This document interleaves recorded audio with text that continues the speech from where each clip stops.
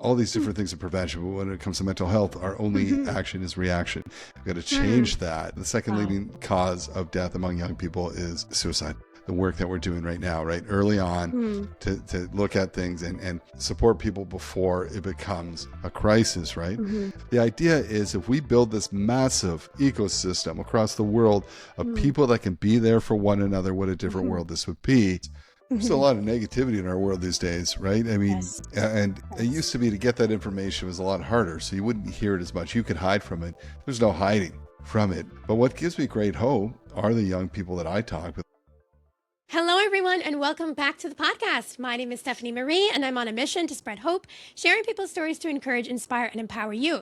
Today, I'm so excited to welcome Michael Braithwaite to the show. He's the president and CEO of Jack.org, which pioneers innovative, youth-led solutions that empower young people to take charge of their mental health and well-being.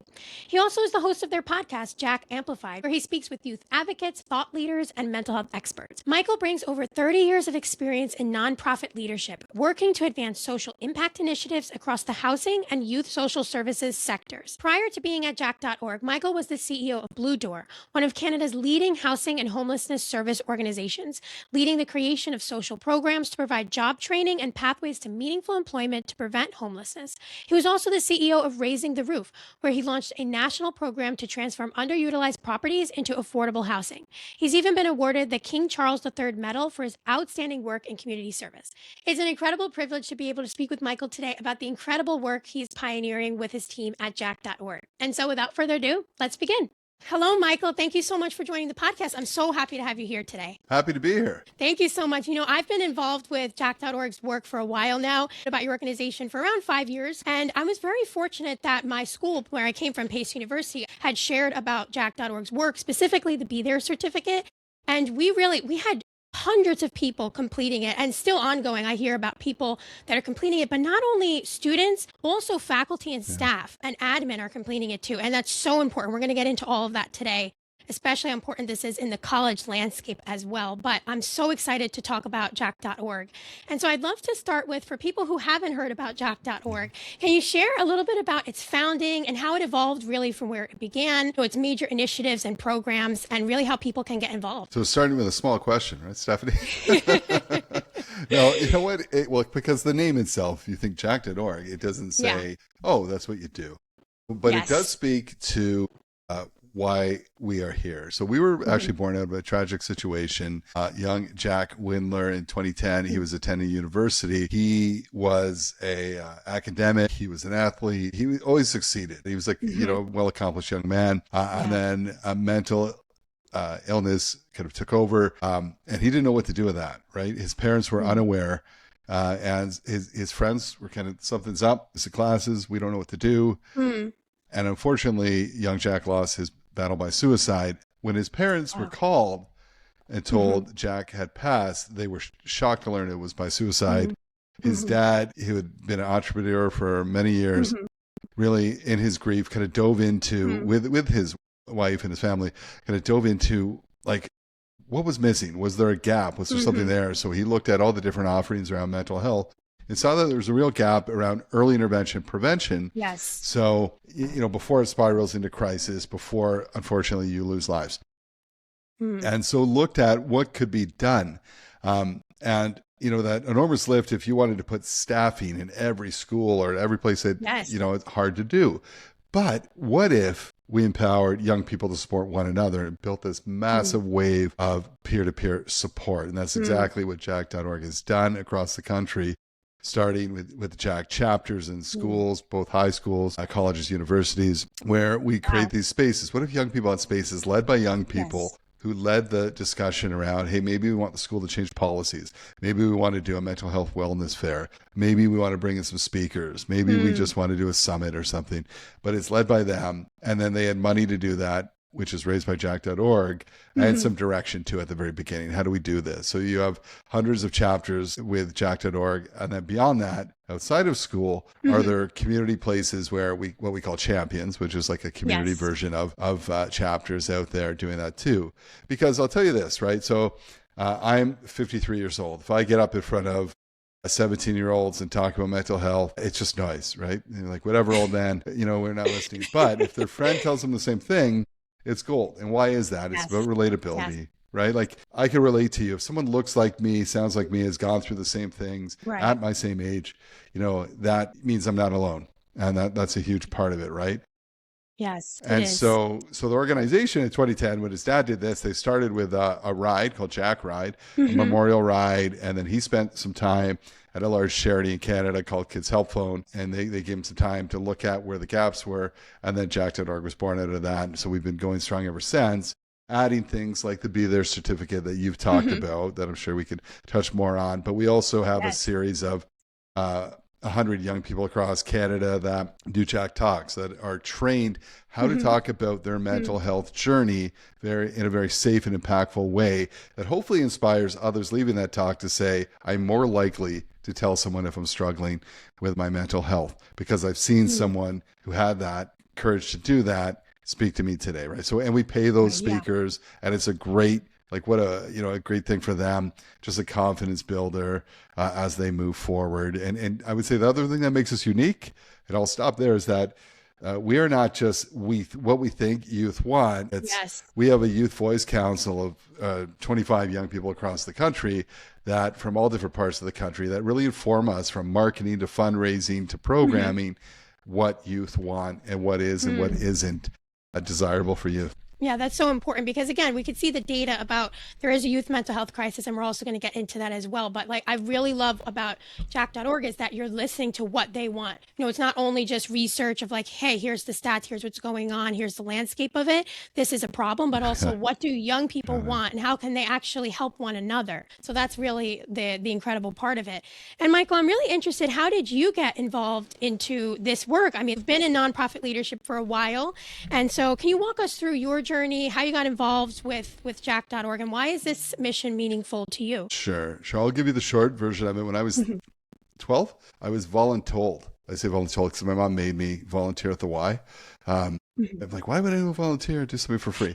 So I started my road in social services very early, worked for the YMCA for many, many years, which led to, and I worked with young people my whole life, youth at risk, running youth at risk kind of programs within the Y, whether it be employment programs, fitness and health and rec, and that kind of stuff. And then I had the opportunity to work in housing and homelessness with young people in 2010 with a group called 360 Kids. And if you really want to end homelessness, you really have to kind of peel back the onion and work back to, if you just keep reacting to the crisis, it's never going to end. So how do you prevent that? And one of the kind of leading things that leads young people into homelessness is untreated, unsupported mental health. So when the opportunity at Jack.org came along, it was fairly natural to say, I've been seeing this for years in housing and homelessness. Maybe I could be part of that solution with early prevention, intervention with young people's mental health, exactly what Jack.org's been doing. I've been there for 9 months working with an incredibly team of people much smarter than I am, doing great work. And then the young people, as you mentioned, that kind of thousands of young people across the country that inspire me daily, that we're going to be okay. That's incredible.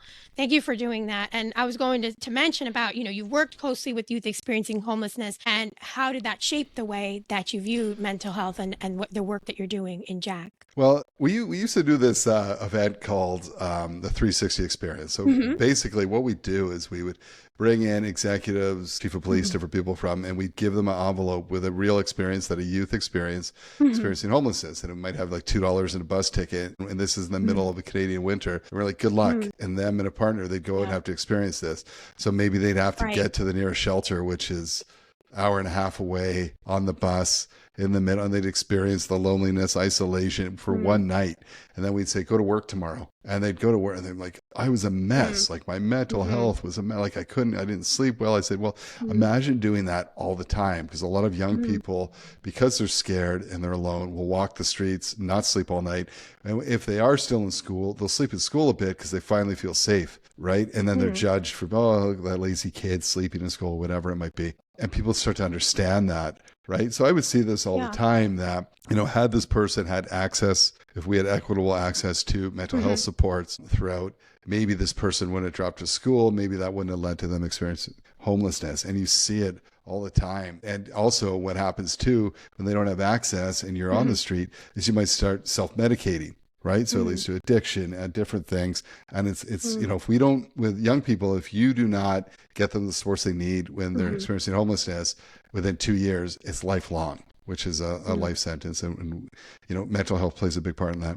Wow. And why this is so relevant is because you want to help people before they reach that crisis point. Once someone's in that crisis, it's hard to reach out. It's hard to get them the help, like you said.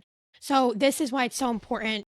Early intervention, early prevention, everything, helping people before they reach a crisis. This is so important. And so I want to kind of bring it into the larger landscape, right? This issue is global. This is a mental health crisis, specifically a youth mental health crisis that we're seeing today. I want to kind of hear your opinion on this. You have a bird's eye view of working with Jack.org in this crisis. You listen to young people, and that's so important. I also want to point out, it's important to have this support of people like you. It's just as important, like you said, to have the young people to peer to peer, but it's really important to have people like you and your team supporting them through that. So I want to hear your perspective. What's really exacerbating this crisis? What are some factors that people really should know about this crisis, really? Well, I mean, you're a young person yourself, and it is a tough time to be a young person in this world right now. Now, we used to say youth mental health, but we say young people too, because if you're over the age of 18, you don't consider yourself a youth, most likely, but you're still young, right?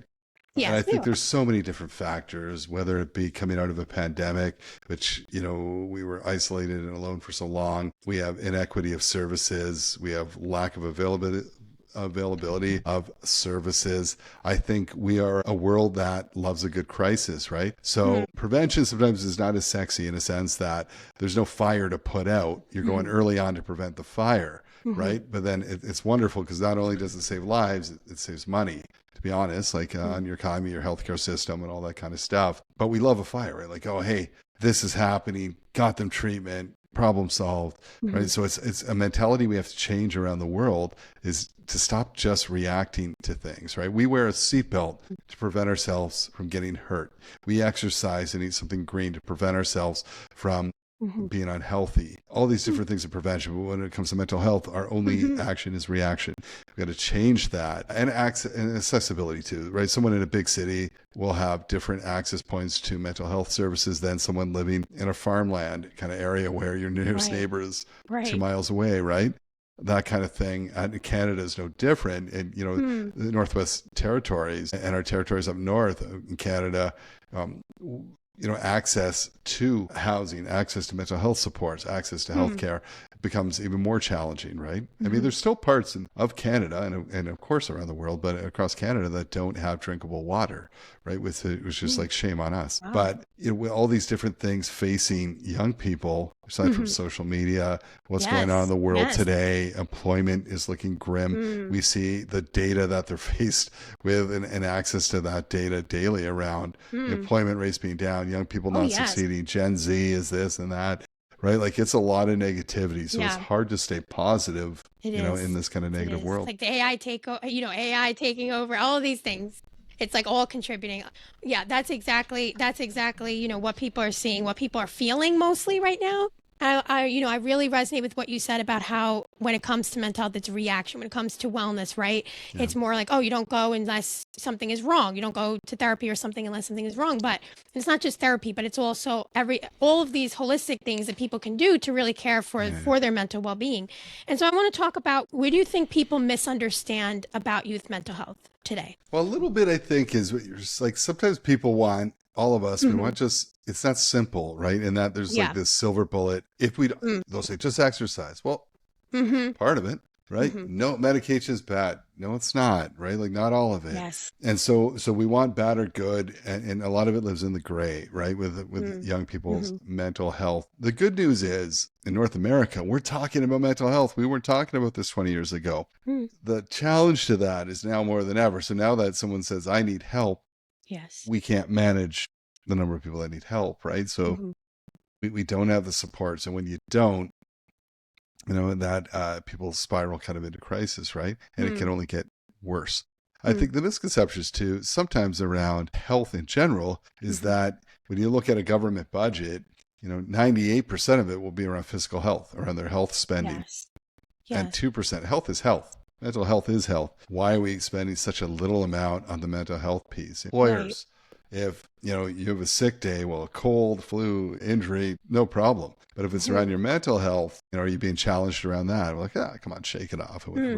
I think we've seen this with disabilities too. If it's not visible, people have a tough time wrapping their head around that, around mental Invisible health. disabilities. Yeah, like just, shake it off or not. And that's not how mental health works. And it's not one and done. Went to a therapist today. I'm good. It's a lot of work. Everyone's different. There's multiple layers to it. Yeah, right? There is. There is. And I think we live in, this world where everything is a quick fix. Nowadays you just press a button, Grubhub, press a button, Uber, press a button, pick up your Starbucks drink. You don't have to interact with anyone. It's like, it's very quick. Everything is quick. And so we're not used to things taking time, really pouring time into this issue and being there for people, knowing like, you're not just going to say one thing to someone and you're not going to go to one therapy session. It's going to be all okay. That's not how it works. It's going to take its time. So that's so important as well. And again, the programs, one of the main programs that Jack.org has is the Be There certificate, and that's global. Anyone, anywhere can complete this certificate. So let's talk about that. I mean, I love the name Be There. This is in conjunction with the Born This Way Foundation, right? This is, you guys teamed up with them. And so this is an incredible initiative. Let's talk about what really people should know about this and how they can get started right now. They can go on the website and do this right now. Yeah. So I've been with Jack.org for 9 months, and this is, I shouldn't be biased, but it's one of my favorite parts of what we do. A few years ago, I love it. By young people, for young people, it was like, all right, like, I want to be there for Stephanie. I don't know where to start. Right? When people are like, hey, take first aid, mental health first aid, there's a lot of great offerings, but we wanted to simplify it. All right, like, how do I start? So what if we really made it simple about how to be there for one another and created this Be There certificate, and then you walk away with a certificate after. It takes 2 or 3 hours, and it really focuses on 5 just simplified rules around, hey, the number one thing is say what you see. So normally if I say, Stephanie, you weren't at basketball practice, you're like, no, I'm good. No, you're not, because you always come to practice. Something's going on. So I'm calling you out on it in a sense, in a very safe way. And then the second part to that is showing you care. And the only reason I'm doing that is because I really miss you when you're not here, and I want to be there for you, right? Well, wow, that's great. And then being a real active listener, right, to that person, but also knowing your limitations. Quite often you'll tell me this, and like, oh, you must be bipolar, or you're this, or don't diagnose. We're not doctors. Like, don't do that. And also know how much if you disclose to me that, you've been hurting yourself or doing something, you want to know your limitations and say, you know what, we need to talk to a parent or an adult that we trust around this. If someone says, I need help, or I need helping them navigate that system too, right? So it is getting them to the right supports. But the whole idea is, for some young people, every person thinks they're on their own. Like, oh my God, what if people find out that I get really anxious going to school every day? And then I tell you that, and you're like, yeah, me too. I'm like, oh shit, wow, I'm not alone. Okay. Maybe that's enough. You're not alone. I'm like, all right, cool. I'm not weird. That's cool. Maybe that's enough. And maybe if I just chat about you and you say, do you trust your mom or dad? Yeah. Talk to your mom or dad about this and keep them in the loop, because I know they're going to support you, or school counselor, whoever. Maybe they encourage them to talk to like one of their parents or trusted adult. Yes. And they take that a little next step further, right? Because at the end of the day, what we want with this Be There certificate is just, how do you start the conversation? Because that might be enough for someone. For a young person, it might be, I'm not alone. Wow. And that's it. Or I could talk to my friend Stephanie about this, or I could talk to my parents about it now, right? And that's enough. And then I don't go into crisis, and I don't spiral and then be one of the stats where I have lost another young person's life. In Canada, the second leading cause of death among young people is suicide. And that's, I think here too. In the States too, yeah. And that's changeable, right? Like, that is within our control, right? That we could change that. That is not, we need to find a cure. This is, the cure is the work that we're doing right now, right? Early on to look at things and support people before it becomes a crisis, right? And so that's the Be There certificate. What I love about it, I was guilty of this. My kids are adults now. And they would say, when they were 16, my one daughter was like, I'm going through this. A parent's kind of approach, especially a guy and a dad, is to try and fix your kid. So you're not really listening. You're like, boom, boom, boom, let's come up with. So I had him in 100 different I put him in a program, this or that. And like, that's not really what I need. I need treatment. I just really need you to listen and be there. So you mentioned this from the top. The funny thing about the Be There certificate is it's designed, you go to jack.org, it's free. You go on, take 2 or 3 hours. You don't have to do it in one shot. You come back and forth to it. It's really well done, like easy. Has like fun quizzes, videos of young people that probably look like you, like well diverse, like different, there, and parents, and it's pretty cool. And you could do that. But what happened was a parent would be like, I want to learn how to talk to my kids. So like I could take it. I'm like, this is applicable. A coach could take it, a police officer, a librarian, anyone who works with youth in that trusted circle. Because the idea is if we build this massive ecosystem across the world of people that can be there for one another, what a different world this would be. And now what we're looking at, even with the Be There certificate, I know Born This Way is doing the same thing, is that we know that Gen Z are struggling in the workforce, early days in the workforce, and employers saying, I don't know what to do. Like I'm not a counselor. How do I be there for my employees as a manager? Or how do they be there for one another? So we're looking at how do you take the Be There work and train managers and train each other. So when that happens at work, so-and-so has been missing a lot of work and their numbers. And they said to them, what's going on? I see you're missing a lot of work and I care about you. And you said, this is what's happening at work. Now we also know that 1 in 4 adults in the workplace are struggling because they have a young person at home. So they can't, they're struggling with their mental health, so they can't show up how they normally would, right? So it's just universal across, whether you're older adult or younger person in the workforce, we think Be There could play a big part. And hopefully we're going to create these healthier workforces everywhere. And the byproduct of healthier workforces is better productivity and more profit, better bottom line, right? So if you don't care about mental health, which I hope you do care about money. And so everyone wins.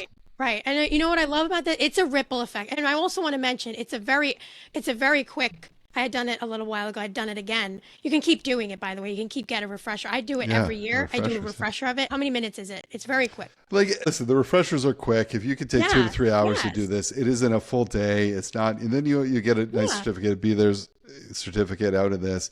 And then as Stephanie's mentioned, like you get refreshers. Like, so now we've started that where like every 6 months you go, hey, here's something new to check out and do. And it's pretty cool. It kind of brings it along. And the number of people after that we survey that say they've used it or it's come in handy is like through the roof, right? This is incredible because one thing I want to say about this is the whole idea of being there for people. I think that there's so many misconceptions, even if it's someone's friend, even if it's peer-to-peer, even like you said, it could be in the workplace, it could be at school. This is especially important. I wish every teacher had done this in high school, college, even middle school. I wish everyone had done this, truly. But the thing about it is I think people overcomplicate what it looks like to be there for someone. And this just like simplifies it, make it like, hey, this is exactly what to do. It's really coming back to basics here.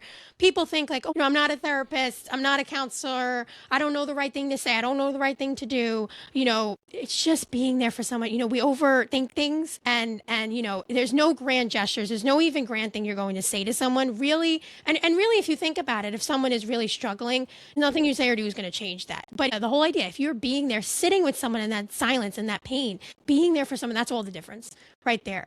Following up with them. Like you said, I know we spoke about that. How are things going? Like truly, I really want to listen. It makes all of the difference. Because again, there's also a loneliness epidemic too, where that kind of like converges with the mental health crisis, but also making people feel seen, heard, respected, and loved. I think that's just like what it boils down to, really.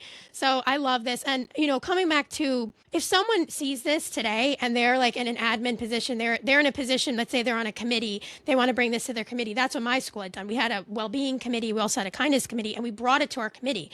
If you see this and you're like, this is not at our school, this is not at my organization, bring it. Say, hey guys, let's do this together. Do it as a group. Say, hey, I want to do this with my team. If you're a manager, like, let's all take this weekend and, look this over. And even in my group, we were like sharing our certificates online, like on LinkedIn. We were like, hey, we have our Be There certificate. And so let's make this more normalized for more and more people to do this certificate and make it normalized altogether for people to reach out to others and make them feel seen. So I just love this whole concept. It's my favorite thing. I will just sing to the cows come home about this. I love this. This is incredible. If people want to listen to this, really listening about how to be there for someone when things get uncomfortable, when things get serious. And so my next question for you, Michael, is about the Jack Rides initiative. So let's talk about that. Yeah, so I mean, the Jack Ride is we do an annual fundraiser, right? Where, in a small town within Ontario, Canada, we get 800 to 1,000 people that come together and they ride a bike, and there's different bike courses, and it's a beautiful day. But it's not about the bike, really. Everyone, all 800 of those people somehow have been touched somehow, some way by mental health or suicide in their family, right? And so it becomes a day of healing because that person riding that bike beside you, they've got a story, and you've got a story. And so many people, we hear them all the time of, I lost my son or daughter by suicide. I see it on my friends' faces when they're like, yeah, my daughter doesn't go to school anymore. She's homeschooled because of anxiety and social anxiety that's crippling her from going to wow. So it's a day of healing. It's a powerful day. Now, that's the in-person part, but there are people across the country that can do their own bike ride or do a walk or do, like I said, it's not really about the bike.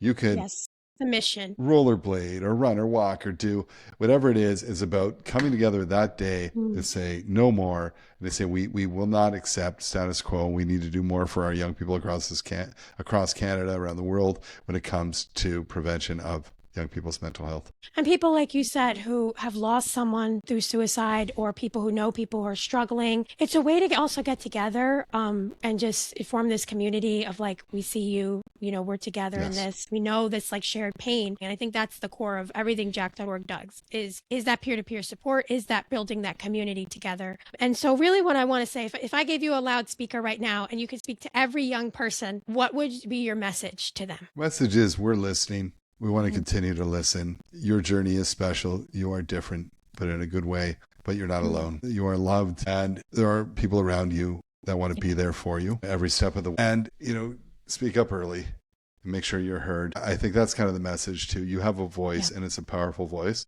as a young person. My generation, sadly, has generated most of the problems you face this day. But you are a smarter, braver, and more driven generation than even mine, and you've got this. Things are going to be okay. Thank you, Michael. And one other thing, I wanted to go back to something else you had said when you said, that instinct for parents or even a lot of people is just to fix. And, I just want to say, if you've done that before, that's a good intention. We have good intentions. We just want to fix. There's nothing wrong with that per se, but, I always say to ask people, do you want me to listen, or do you want me to come and help and fix this, right? Because I think our tendency is I want to fix this, I want to help, I want to make it better. And sometimes even it's uncomfortable for our own selves when we see someone struggling. It's also it makes us uncomfortable too. So we're want to fix that discomfort in ourselves. It's hard. And I just want to say that ask people, do you want me to fix? Do you want me to help? Do you want me to lend a hand, or do you want me to just sit with you in that pain and that sorrow? So I just wanted to mention that as well. And of course, my final question, Michael, is about hope. This whole podcast is centered on hope. And so I'd like to ask you, what role has hope played in your journey so far, and how do you hold on to it today? It's a huge, I mentioned kind of throughout the podcast, there's a lot of negativity in our world these days, right? And it used to be, to get that information was a lot harder, so you wouldn't hear it as much. You could hide from it. There's no hiding from it, whether it's social media or just news outlets, or you can't hide from some of the biggest challenges and the scary stuff that's happening around. You mentioned it, like AI or world wars or politics or, the state of health and these types of things. But what gives me great hope are the young people that I talk with. That's when I leave full of energy, because I see young people like yourself that are so passionate about this, so driven, so educated, so motivated. To me, that's really inspiring. Wow. So my generation of folks that are working with, your job is to give you and those young people the tools they need and get out of their way, and things are going to be all right. That's hopeful. We have a lot of huge challenges, but young people have the solutions. If we empower them and support them, things are going to be just fine. What's so incredible about what you're doing and your leadership is that I think it's just bringing together these generations. Like you said, these conversations around mental health are emerging in the last decade or 2 decades. But the thing about it is we need all the generations to really pull in together. We need your generation's support, and we need that you guys hand us the microphone really and say, here, take this stage. So it's so important. And my generation is really with the advocacy. And so I think what Mental Health Awareness Month, which is when this is going to be released, shows is this beauty of really bringing together all the generations, how we're all together, we're all struggling in different and unique ways, but we really can all come together and face this issue and do early prevention and really be there and support one another, And so my question I've been asking in Mental Health Awareness Month is, I've been adding a question, is what does hope look like for someone who's struggling? When we talk talking about hope. I love talking about it, but it's hard because they don't feel that right now. They're struggling. Maybe they're questioning their purpose. They're feeling very lost. They're feeling disconnected. They're feeling very grim about the future. So can you just speak to those people who feel all those feelings? What does hope look like in this context? Listen, hope is in the small moments, right? I think Yes. that mental health is fairly layered. And so it is that 30 seconds of sun on your face. It's that thing that makes you laugh. It's that person that actually showed you they cared, right? Like look for those small wins, the small steps, the small things, and build those into something bigger. It's easy to like that wave of darkness that just comes over you like a heavy blanket, right? It does. But, It does. make the time, savor those small pieces, those wonderful moments in life that happen every day that maybe you don't notice, right? And do something for yourself at least once a day, right? That makes you happy. And surround yourself with people, with good people and positive people. And that can make a huge difference too. It does. It does. And you know what? One thing I wanted to mention about that is you lead Jack Amplified, which is Jack.org's podcast. And I want to also talk about your recent episodes because you dive into all topics. It's so, like you said, it's so layered. And I think if you listen to just a few of those, it really does inspire hope because you're hearing from people, like you said, that are going through it, that are in the trenches with you, that are advocates. So let's talk about the podcast. Yeah, I mean, it's interesting. One where we talked, it was like around cultural differences in mental health, right? In Canada, which, one of the things that makes our country so beautiful is that it is so diverse. But young people will talk about not only was I going through mental health challenges, but culturally it is not seen as important, or culturally it is not seen as it's an embarrassment, or it's not talked about. So not only are they going through it there, but the silver lining to that is these young people that we talked to on the podcast are saying, however, people are open to learning, where, someone from a different culture is saying like, we traditionally have not talked about this, but educate me, tell me what. And so they're changing that as well in different cultures. It's interesting. We had a delegation from Taiwan come over and they were talking about how they have free psychotherapy across the nation. Wow. I was like, I know exactly. But here's the downside to that is that no one uses it really because the shame, that the cultural stigma and shame that goes with if you like shame your family if you went to therapy. So they're working on changing that. They're doing great work, right? Like they like that's their next thing. Where, I think in North America, we've made a lot of progress in reducing the stigma of shame, but we don't have access to service, which is the next thing, right? And Jack amplified it really like we did, like so many pieces. Mental health is not just one thing, right? So we'll talk to people about, we've done sessions around bullying and body image, and we did one recently around autism and mental health and like the different pieces to it. And we have experts, but more importantly, we have all these young people we've talked about rural mental health, where someone's like, my nearest neighbor is 3 miles away. Like, hey, it's not easy like Toronto, where I walk in and get in a big city. But the young people on it too, some are going to med school and some are going out. Like, they're just incredibly. It shows too. We talk about hope. Is I'm not letting this define me. This isn't where my story ends. It's part of my story, and it's a big part, but it's not where it ends. And I'm doing great things despite the challenges that have been put before me. So it's really hopeful too. Oh, I love that. And please go listen to Jack Amplified and hear from those people. Again, I really think that is part of hope, is hearing other people's stories and sharing in that together. And Michael, is there anything else that from Jack that you want to mention that I didn't mention? We have something called EdHub, which is kind of unique. And during the pandemic, people wanted teachers to be everything to everyone for their kids. Like, and the teachers were saying, I'm an educator. Like, I don't have a background in mental health.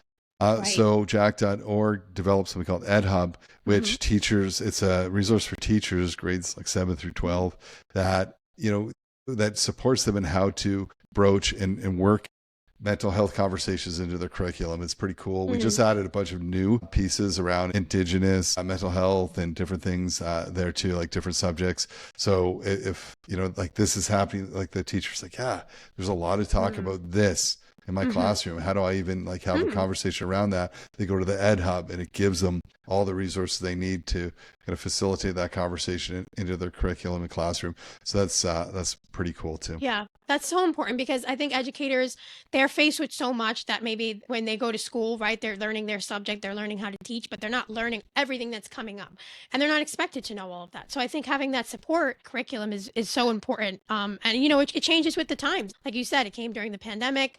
The times change, the issues that teachers see, they change, they evolve. And people like, for example, like in higher education, can they use that resource Yeah. as well? Yeah, that's what Yeah. it's for. Like you go on and mostly for the high school. I Yes. think, Yes. again, transferable to anywhere where you're like, how do I start this conversation? But I get, like, if you're talking with 13-year-olds versus 18-year-olds, different, Right. So different. a little different, but that's why there's that kind of step up Yeah. approach. Yeah. I mean, it's so important as well for people, for teachers, like, being that we're all in school every day for like a huge part of our life, it's important for them to be like, I see the student, they look disheveled, they're not acting right or as they usually do. Maybe they have their head down, maybe they're not engaging. So it's so important for teachers to kind of keep an eye on that. And again, I know teachers go through so much, they have so much stress and weight on their shoulders. But again, the people are at school 8 hours a day. So maybe they don't feel comfortable sharing with someone else, but they're going to see that, they see them every single day. So it's so important for teachers to notice those. And like you said, for you guys giving them the support that they need so that they can be able to be aware of that. Yeah. So I'm aware of it. What do I do now? What do I do now? Right. And so we've got to give our educators that are like underpaid and doing like, the most amazing work in the world. Yeah. Let's make their jobs easier, not harder. Yes. Yes. And also, Michael, I know, you were talking about with Canada, a lot of my listeners here are from the States. So I want to talk about, if you're open to talking about this, right? These mental health challenges are global, but Yes. what is it about the Canadian system, culture that makes this crisis so pronounced? Like, Jack.org is headquartered in Canada. Yes. But again, the programs are widespread. So I want to talk a little bit about that. Again, I think people may not know about that. Well, yeah, one of the reasons we operate within schools is because at one point or another, except for those who are homeschooled, everyone's in school, right? Doesn't matter where you are in Canada, the US, right? Like schools are where the young people are at, where you have access, right? So we work with our school board partners to do that. I think to understand the Canadian landscape too, I mean, we have very dense populations like Toronto, Vancouver, Calgary, Halifax, that kind of thing. And then we have tiny towns and remote northern towns. And so access isn't the same across Canada. Okay. And then we're broken up into provinces instead of states. And each province, it kind of dictates our federal government will give them money, but they kind of, to the province, and the province decides where to flow that in the healthcare system. Okay. Right. So prevention is not seen really as part of the healthcare system. And it's a long-term gain too, right? Like, so it's not, if I do this in grade 7, by grade 12, this person will be healthier.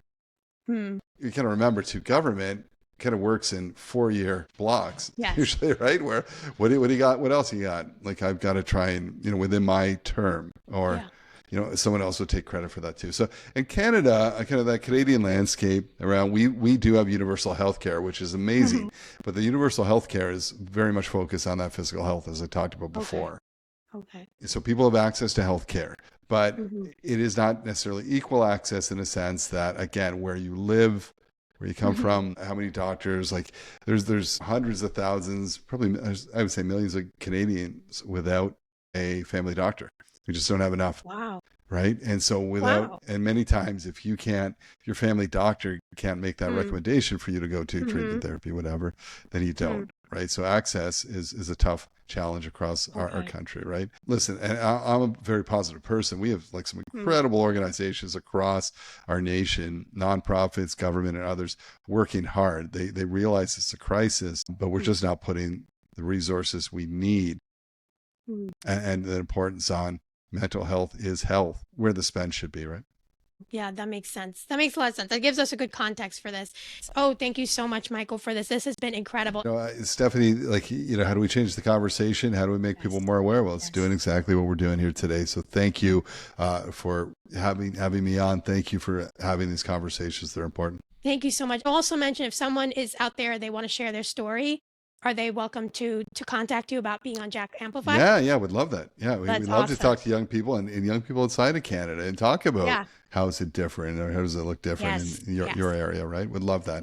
Yeah. Oh, thank you so much, Michael. This has been incredible. Thank you for the work you're leading at Jack.org. I mean, you're incredibly humble and you've done so much work in the social services and youth empowerment, youth support. So this is so important, youth mental health and well-being. So thank you for everything that you do. On behalf of everyone, thank you for what you do. And thank you to you and your team at Jack. I mean, it's really incredible. I need more people to know about the Be There certificate. How many people have completed it? Coming up on 100,000. Wow, that's incredible. And it's growing. So thank you so much for what you do. Thank you. Thank you for being you're really the voice, so that, again, I really feel that you give the stage, literally and also figuratively, you give the stage to young people to speak up and share their stories. So thank you for doing that.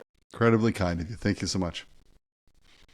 If this message has resonated with you, please be sure to like, share, subscribe for weekly episodes, and also click the bell notification so you get notified when I release a new episode. And let us know down below what has been your favorite part shared with us today. Thank you for listening and have a fabulous day. Bye.